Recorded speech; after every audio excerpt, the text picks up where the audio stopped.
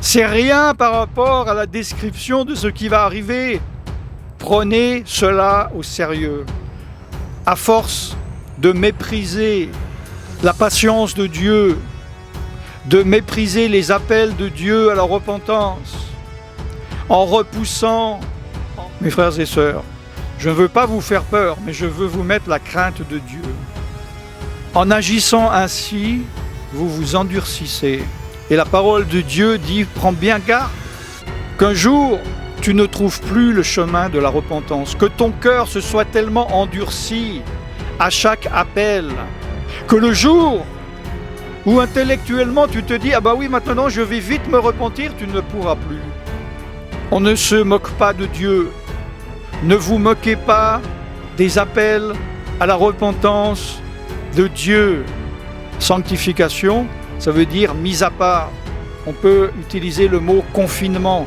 Vous êtes confinés, profitez-en pour vous mettre en ordre devant Dieu et de produire des fruits dignes de repentance. L'heure est grave et vous devriez profiter des moments que l'on vit, jusqu'à quand je ne sais, pour tirer profit de cela. La seule chose que vous devez faire, c'est vous repentir. Non, je ne m'adresse pas seulement à des non-croyants, à des non-sauvés. Je m'adresse à des croyants également. Les non-croyants, si vous n'êtes pas convertis, repentis, si vous n'êtes pas sauvés, baptisés d'eau, faites-le immédiatement. N'attendez pas, ne repoussez pas. Si la crainte vous saisit chez les non-chrétiens et chez les chrétiens, et j'espère que c'est le cas, j'ai bien dit la crainte et non pas la peur, la sainte crainte qui amène à la repentance et au changement et au salut, cliquez sur le lien dans la description sur la playlist de la conversion. Même si vous êtes chrétien, soyez certain d'avoir compris en profondeur ce qu'est la conversion. Pour vous, chrétiens, je sais que beaucoup d'entre vous croient à la doctrine qu'une fois sauvé, qu'une fois converti, qu'une fois avoir confessé le nom de Yeshua, Jésus en français, il vous suffit éventuellement être baptisé d'eau, éventuellement être baptisé dans le Saint-Esprit, éventuellement parler en langue. Il vous suffit d'aller le dimanche à l'église et de vivre un peu mieux qu'auparavant, d'arrêter de fumer, d'arrêter de voler, d'arrêter de tromper votre mari ou votre femme, mais de continuer votre vie comme un païen, en aimant les choses du monde, en aimant la musique du monde, en aimant les films du monde, en aimant les idoles du monde, en aimant les valeurs du monde, et en appelant les personnes qui vous prêchent l'évangile des extrémistes, des fondamentalistes. Il ne faut pas exagérer quand même. Oui, il faut exagérer. La repentance, c'est un mot-clé. Si je dois faire le bilan de ma conversion la première fois que j'ai prêché dans la rue, je crois en 78, 78 ou 79, je ne sais pas, 79. Quel est le mot-clé de mes messages? On m'a invité dans le monde entier, dans toutes les églises, les dénominations. J'ai été prêché dans les églises catholiques, orthodoxes, protestantes, évangéliques, pentecôtistes. On m'a invité pour enseigner des serviteurs de Dieu. On m'a invité pour prêcher l'évangile, évangéliser. On m'a invité pour prier pour les malades, pour la délivrance. Le mot clé, à part évidemment Jésus, Yeshua, c'est le mot repentance. Quel a été le premier mot de Jésus dans le Nouveau Testament? Vous ouvrez le premier livre, qu'est-ce que c'est? C'est Matthieu. Vous ouvrez et au chapitre 4, il commence son ministère et il dit, entre guillemets, c'est-à-dire si vous avez une Bible, vous le savez, où les paroles de Jésus sont écrites en rouge, quelle a été la première parole de Jésus de la nouvelle alliance? Repentez-vous. Yohanan, Jean le Baptiste lui-même prêchait le baptême de la repentance. La repentance est mal comprise. La repentance est méprisée. La repentance, la faste repentance, la repentance superficielle est aimée.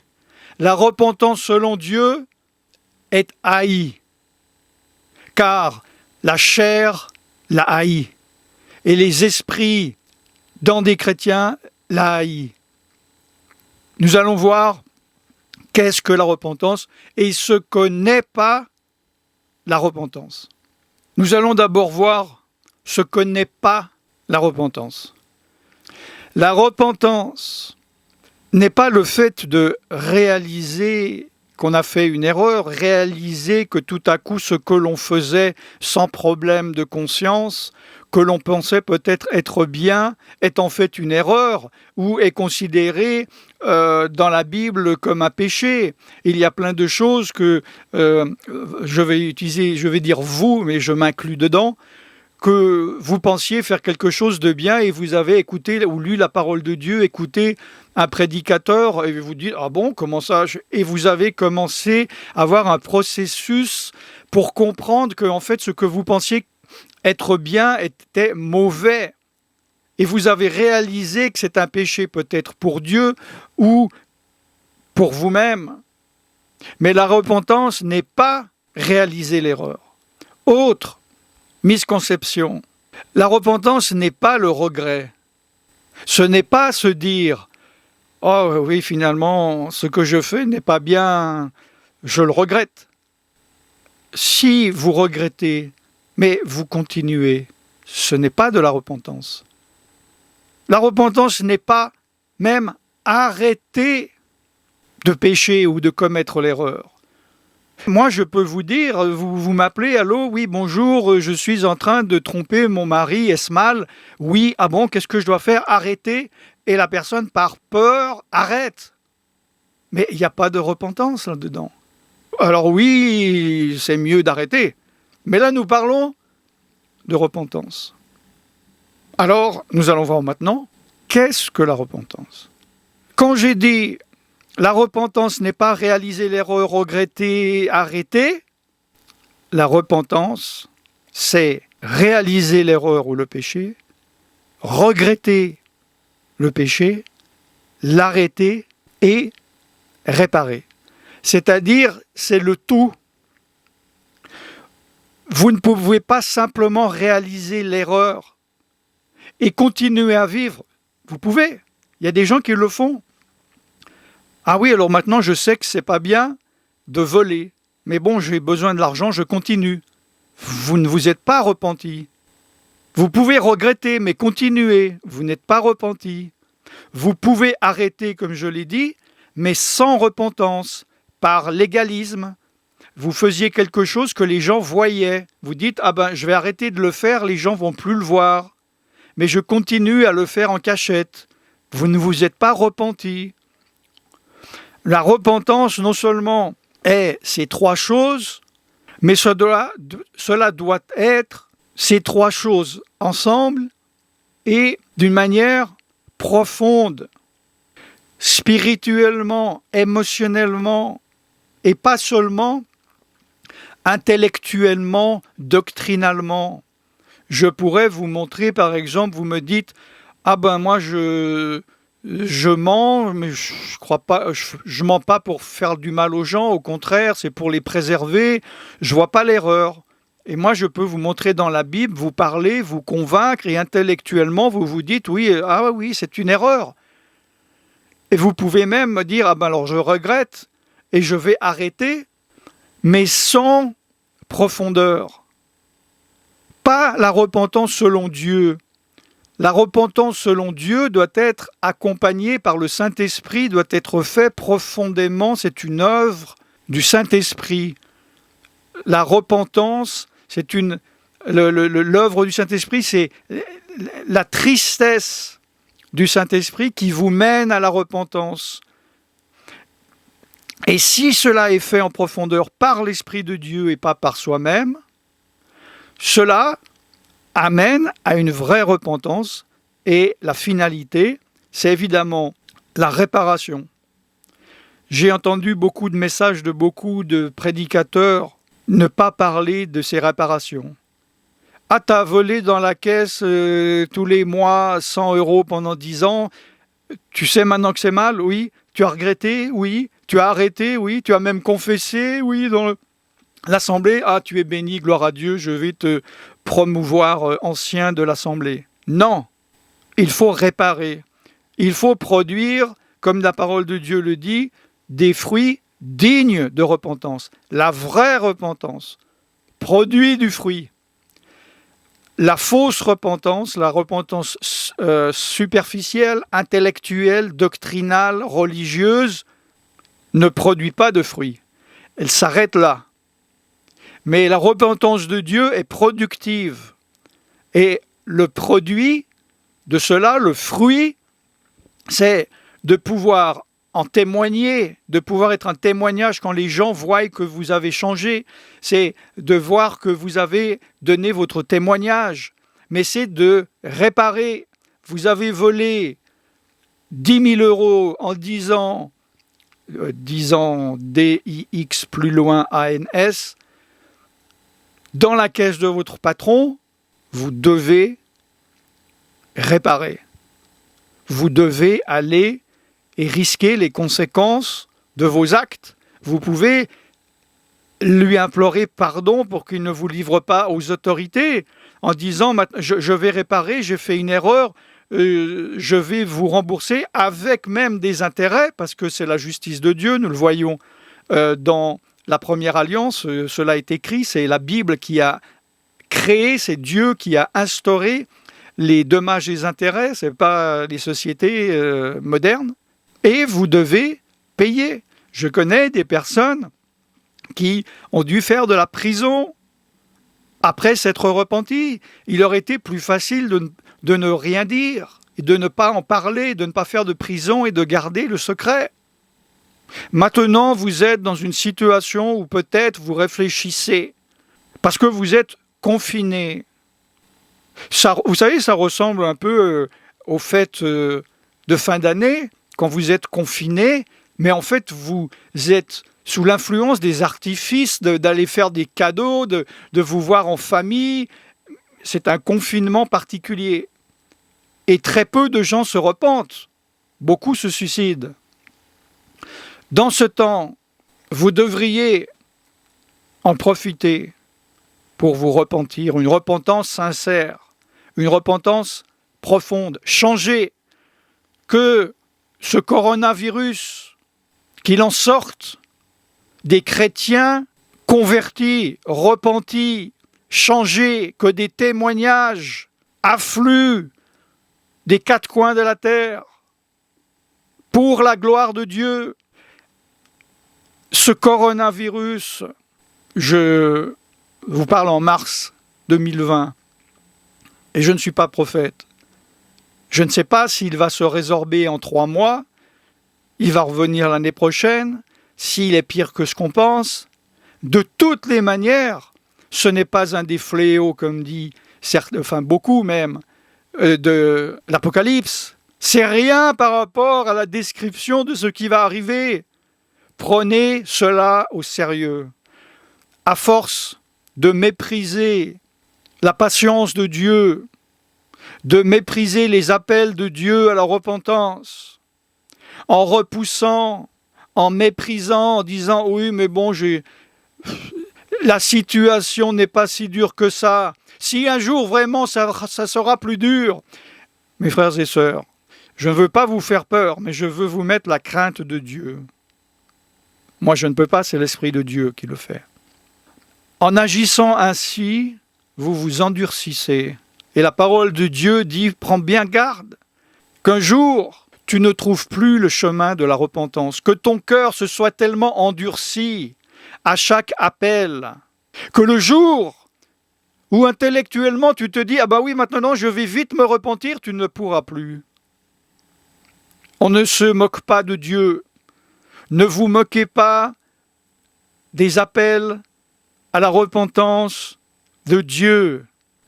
Apprenez des erreurs des gens de la Bible. Ceci n'est pas une étude biblique, je vais quand même vous donner quelques versets, évidemment, de la parole de Dieu, de certaines choses que j'ai dit dans Matthieu 3,8. Produisez du fruit digne de repentance.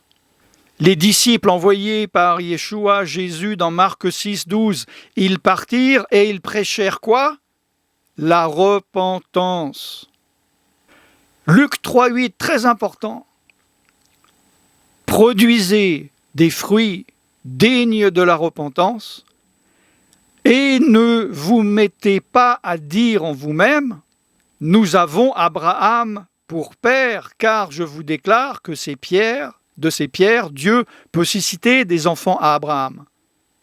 Vous, chrétiens, ne vous dites pas en vous-même, nous avons Yeshua comme Seigneur, nous avons Yeshua comme Sauveur. Car je vous le déclare que de ces pierres, Dieu peut susciter des enfants de Dieu. Si vous ne vous repentez pas, c'est que vous pensez être juste devant Dieu. Or, Yeshua dans Luc 5,32 a dit « Je ne suis pas venu appeler à la repentance des justes, mais des pécheurs. » Alors, vous pourriez me dire « Ah oui, mais moi je suis chrétien. » Maintenant, je ne parle même pas de ceux qui disent « Maintenant j'ai le droit de pécher car Jésus m'a donné la licence de pécher. » Mais maintenant je n'ai plus besoin de me repentir parce que je suis justifié. Mes frères et sœurs, il faut rester humble devant Dieu. Dieu ne vous a pas permis de vous convertir un jour sur le calendrier et il s'en fiche de ce que vous faites. Il vous suit pas à pas, seconde après seconde. Et si vous faites du mal en tant que chrétien, il faut avoir l'humilité de vous en repentir, de vous sanctifier. Sans sanctification, personne ne verra le Seigneur. Sanctification, ça veut dire mise à part. On peut utiliser le mot confinement. Vous êtes confiné, profitez-en pour vous mettre en ordre devant Dieu et de produire des fruits dignes de repentance. 2 Corinthiens 7,9. Certains d'entre vous sont attristés par ce que je dis. Je me réjouis, non pas de ce que vous êtes attristés, mais de ce que votre tristesse va vous porter à la repentance. Car vous avez été attristés selon Dieu. En effet, la tristesse selon Dieu produit une repentance à salut dont on ne se repent jamais. Tandis que la tristesse du monde produit la mort. Enfin, 2 Pierre 3,9, le Seigneur ne tarde pas dans l'accomplissement de la promesse, comme quelques-uns d'entre vous le croient. Mais il use de patience envers vous, ne voulant pas qu'aucun périsse, mais voulant que tous arrivent à quoi? À la repentance. Mes frères et sœurs, si vous avez été touchés par ce message où vous dites « Oui, il y a des choses que je n'ai pas encore compris, de grâce », dans la description de la vidéo sur YouTube, cliquez sur la playlist de la conversion. C'est, je crois, 5 ou 6 vidéos de 15 minutes. Alors oui, c'est du temps, mais si maintenant, en étant confiné, vous ne prenez pas du temps pour Dieu, je ne sais pas quand vous le prendrez. Je vais faire une prière et je vous félicite pour ceux qui sont encore là et vous allez recevoir une bénédiction particulière. Seigneur, nous venons devant toi au nom de Yeshua, ton Fils, Jésus, ton Fils, le Fils de Dieu, le Roi des rois, le Seigneur des seigneurs, qui est mort sur la croix, non seulement pour nous sauver, mais une fois que nous sommes sauvés, pour nous sanctifier, pour laver nos robes, pour pouvoir nous repentir et pouvoir nous édifier en toi. Je te remets chaque frère et sœur qui écoute et qui est encore là, Seigneur, tu les bénis, que ton Saint-Esprit les convainque de péché, de justice et de jugement, qu'ils ne viennent pas à une fausse repentance superficielle basée sur une conviction de parole d'homme, mais par la conviction de ton Saint-Esprit, car c'est ton Saint-Esprit qui convainc de péché pour amener à la repentance. Touche, qu'ils se repentent et qu'ils produisent donc du bon fruit, et que lorsque ce virus aura passé, qu'ils s'en souviennent et qu'ils restent dans le fruit de la repentance et qu'il n'oublie pas en jetant en arrière, en disant maintenant je vais continuer à vivre comme avant ou pire, je vais encore plus m'amuser et profiter de la vie car je ne sais pas qu'est-ce qui va se passer dans le futur. Apprends, enseigne par ton Saint-Esprit les personnes de bonne volonté. Et je prie dans le nom tout-puissant de Yeshua, Jésus. Amen. N'hésitez pas dans les commentaires de me dire ce que vous en avez pensé et les sujets éventuellement que vous voudriez que je traite pendant cette période. Je suis serviteur de Dieu Alan Rich et je vous bénis dans le nom tout-puissant de Yeshua, Jésus, le Fils de Dieu, le Roi des rois, le Seigneur des seigneurs et le Messie d'Israël. Shalom.